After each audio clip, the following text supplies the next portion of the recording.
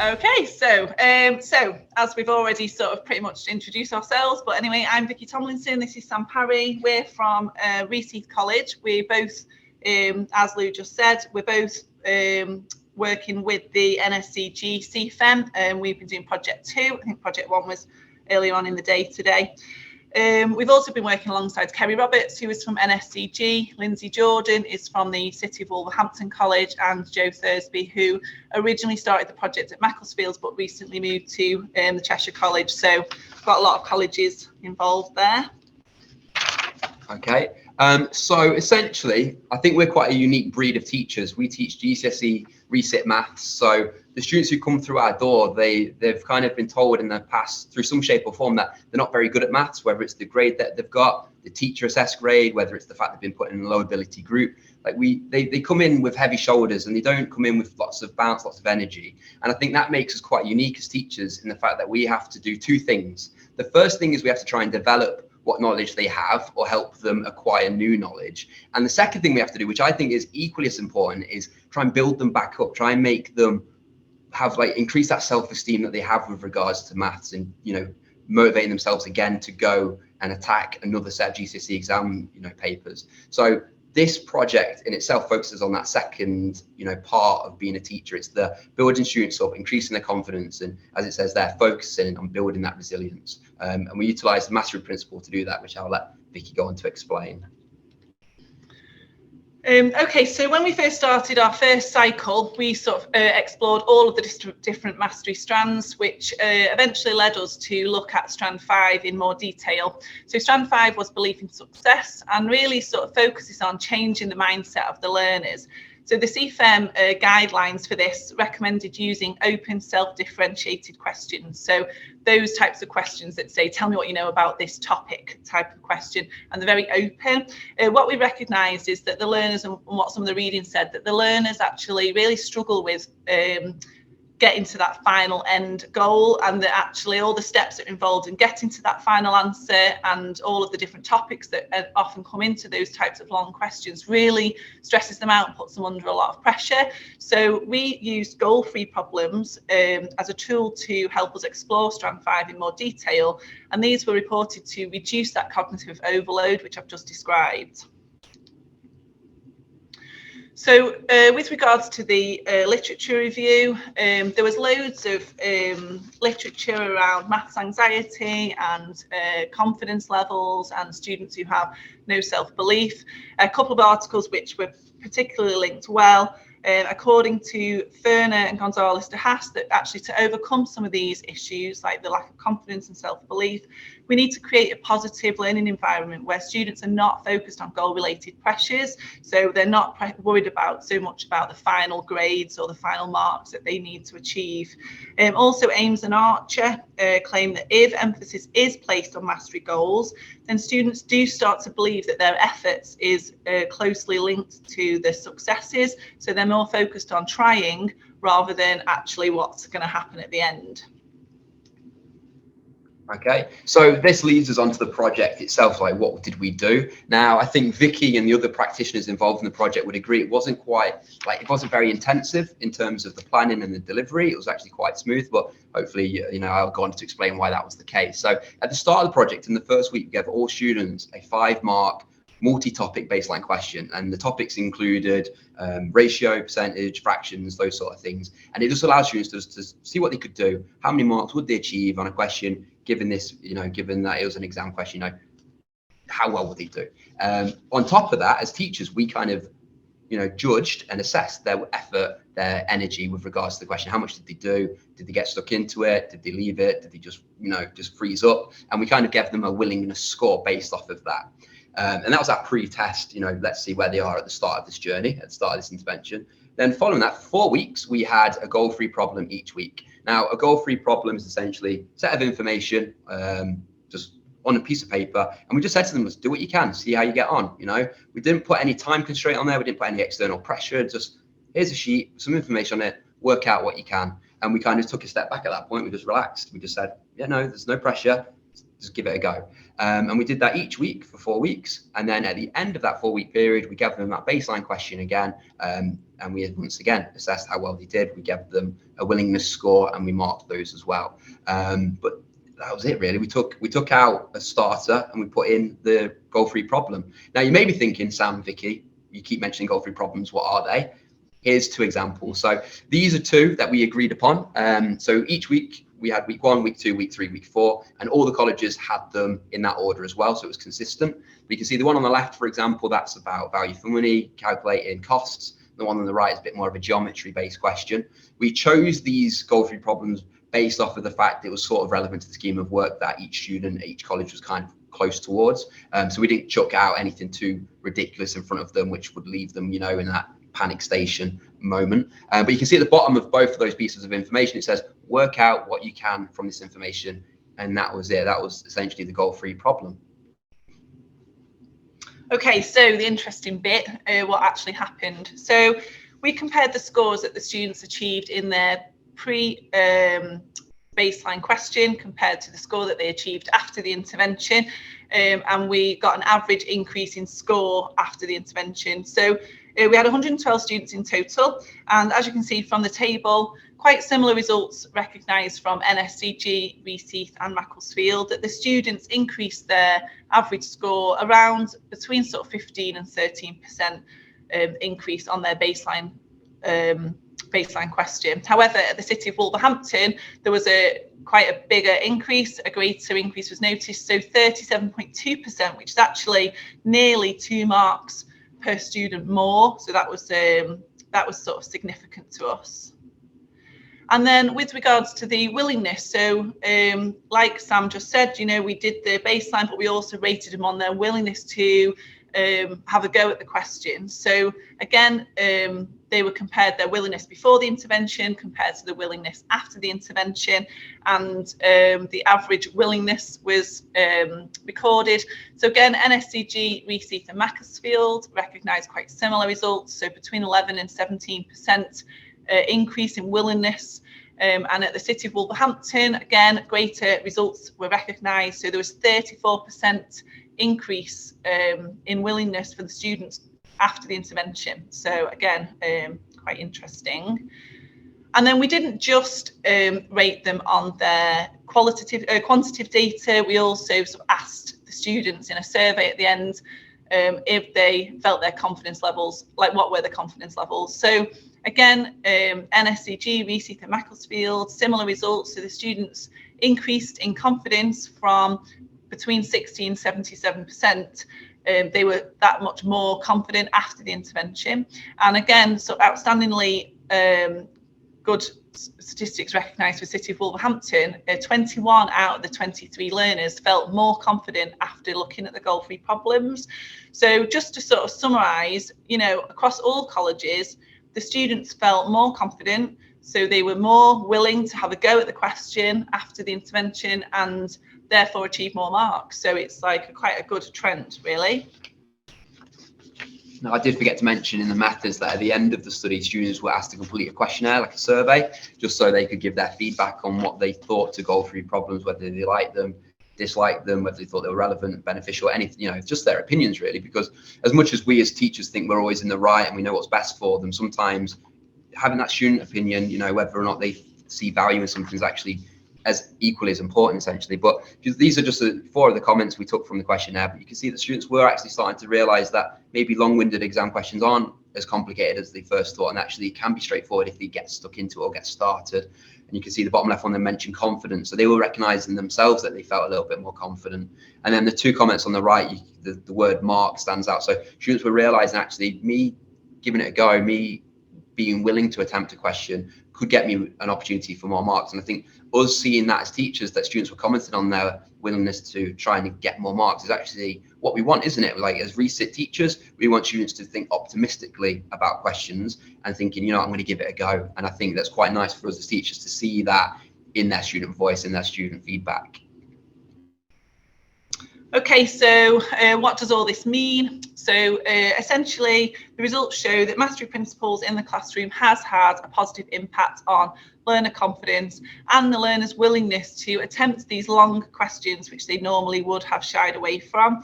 The results also support the aims, the literature review, so suggesting that the effort that the students put in is positively related to their success, and that they did start to believe that, and that their confidence did start to improve. So this is obviously really great. Now, we're not sure, there's something that we're not sure of is exactly what element of the intervention really was beneficial, because there was a range of factors which we used and techniques that we used to deliver the intervention, and so that's something that we are a little bit unsure of. So we sort of discussed this, and we come up with some of the strategies that we think have been beneficial. So when the students had the Golfi problems, they were just told, as Sam said earlier, just to put anything down that they could, and they were given the time to do that. And then after that, we went through them as a class together, and we think that breaking the questions down and really simplifying the questions into sort of bite-sized chunks that they could understand really did actually help them to understand the long-worded questions better, and it gave them the skills to apply to these tricky questions that they normally leave. So we do feel that that was particularly beneficial. Obviously, over the 4 weeks of delivering the intervention, and we had 2 weeks either end for the baseline questions, so 6 weeks in total, the students will have developed an increase in subject knowledge, we'd like to think, and also they're in the classroom with building rapport with us and a nice positive environment where they're building rapport with their peers, and hopefully that would also build their confidence, and also the repetition of the activity. So we literally did give them the Golfi problem every week for 4 weeks, and at first they were quite nervous about it and unsure, but then towards the end they did start to get a bit more used to it, and we think that actually this repetition, which repetition is a mastery strand anyway in itself, that is really important, and something that we do recommend that is that has had a positive impact. Okay, so we're going to kind of put a little bit of a focal point now on the City of Wolverhampton. So as Vicky alluded to earlier in the results, like a standout trend was that the City of Wolverhampton College, their students had heightened results, like quite strong results across the board in terms of willingness, confidence, and the actual marks achieved. Now, that's an anomaly, maths word for you guys. I know my audience. That was an anomaly amongst all the data. So we kind of thought, well, let's look into this. So what we found was that all the 23 students at the City of Wolverhampton College were grade 3 learners. So we're kind of making a subtle kind of idea here that they came in with some relatively strong, relatively sound subject knowledge, that they had the maths in there, somewhere in their heads that they could apply. Now, we think that the goal-free problems were essentially an opportunity for them just to practice. Here's a question, there's no pressure on getting it right, just have a go. And I think that like sort of sandbox where they could just play around with the numbers, have a bit of fun with the problem, meant that they could just realize, oh, I could just do some maths, put some of the math that I've got in my head, put it on paper, see what happens. And I think I failed to mention this earlier, but after each goal-free problem, we had like a bit of a discussion about what did you write, what could you do with these two numbers maybe. And I think that the action of giving it a go, and then the discussion after of guided discovery, essentially, it kind of allows the students to see, actually, I could do that and I do this, put these two things together, and I can get extra marks.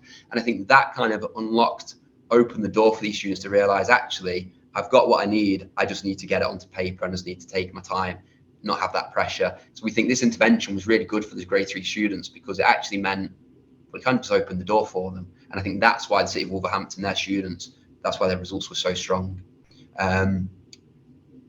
And I think what's important to know, because we're not blinded by, we're not thinking this intervention was like this is the golden ticket for every student. There are some students at the start of the project and even towards the end still found them frustrating. You'd hand out this worksheet with the goal-free question on, and they're like, oh no, here we go again, huffing and puffing. They found them confusing and frustrating, and essentially it's because there was nothing to go off. Saying work out what you can from this information is quite ambiguous, it's quite vague. And I think there's, we know our learners, some of them like direction, some of them like being told, solve this problem, and it gives them a focal point. So having it quite open-ended is kind of to the detriment of some learners. And like it says here, they kind of display negative attitudes towards these goal-free problems. So we're not saying it's a goal, it's a golden ticket to success, but we're saying used correctly, it could offer guidance and support. But I'll pass on to Vicky now. Yes, so like as Sam just said, the students didn't really like it. They didn't particularly enjoy it. However, 47% of the students did state in the survey then that they had changed their opinion about them, that they did actually start to feel that they showed them a slightly better understanding of how to tackle the long-worded questions. And also they did quite like the fact that there was no wrong answer, that sort of made them feel a little bit free, I suppose. And despite not enjoying the intervention, it did have a positive impact on them. And so, you know, their confidence did increase. So we do have a little bit of a theory as to why that might be. So 78% of the students stated that they often leave these long-worded questions unanswered. So ultimately, they just don't like them. They struggle with them. They don't like answering these types of questions. And in an exam, normally they would just turn over and skip it. And during the intervention, we've been giving them these long questions to tackle every week. And actually, that made them feel a little bit uncomfortable. But we think that's because it's pushed them out of their comfort zone. It's put them into the growth zone where they were challenged and they did struggle a little bit. But as we know from previous research, that's where the magic happens. So that's where the learning started to happen for them. So although it was difficult for them and they didn't enjoy it, I think it was useful for them. And actually, as we've recognised that they did increase in confidence and they did get more marks. So, you know, we think that they were actually in the growth zone.